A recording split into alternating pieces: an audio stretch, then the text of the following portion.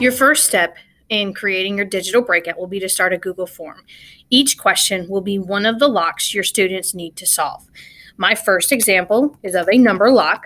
When I type in number lock, the response validation automatically is added. If you have a question that it doesn't automatically come up, come down to the three dots and select response validation. In order for this to work, I needed to say number equal to, and I put in the number my answer needs to be. My answer needs to be 1945. Your custom error text is what pops up if a student puts in an incorrect answer. This is completely optional. You can choose to leave it blank. For me, I'm going to type in, when was Truman president? This will line up with the clue I have on my Google site. All of the questions on my form need to be required. My next type of question that I want to have will be my word lock.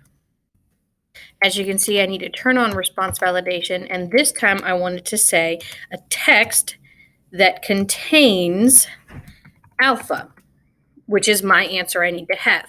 For this custom error text, I'm now going to tell my students that they need to use capital letters for their answer. A third type of lock is going to be my color lock. My color lock here, the one difference that I have that the other questions haven't had so far is my description. My description needs to tell my students how to indicate their answer.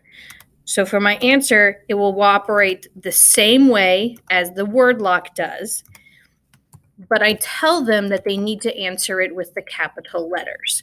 So my clue is also use capital letters. For the final lock type I have, I'm going to do a directional lock, and it will be text contains my answer I want it to be. My custom error text is going to be take a tour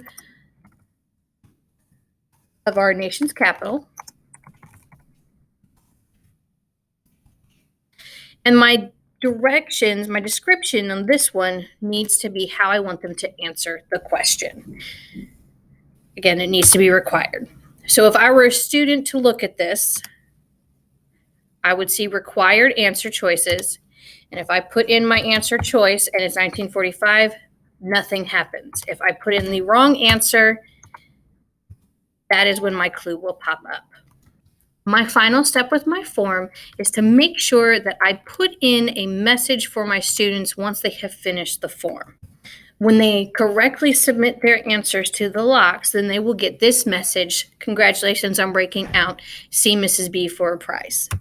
Now you should be ready to go on to the next step of creating the Google site the puzzles and response form will be housed on.